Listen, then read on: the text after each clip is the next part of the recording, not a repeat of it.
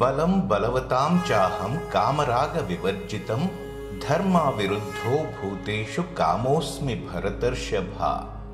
భరతవంశీయులలో శ్రేష్ఠుడా, బలవంతులలో కామరాగరహితమైన బలమును నేను, ధర్మ విరుద్ధము కాని లైంగిక క్రియలను నేను.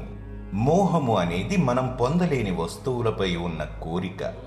అనురాగము అంటే ఒకసారి అనుభవించిన తరువాత కోరుకున్న వస్తువు మరింత కావాలనే ఉద్వేగాన్ని రగిల్చే స్తబ్దముగా ఉండే మానసిక భావం. కాబట్టి శ్రీకృష్ణుడు కామరాగ వివర్జిత అంటే మోహము అనురాగము లేకుండా అని తన బలము యొక్క స్వభావం గురించి చెబుతున్నాడు.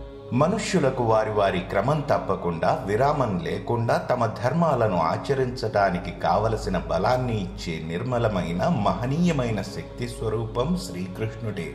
నియమానుసార రహితంగా ఇంద్రియ సుఖాల కోసం చేసే లైంగిక కార్యకలాపాలు మృగప్రాయమైనవి. కానీ గృహస్థాశ్రమంలో భాగంగా ధర్మ విరుద్ధం కాకుండా సంతానం కోసమే అయితే అది శాస్త్ర అనుగుణంగా ఉన్నట్లే.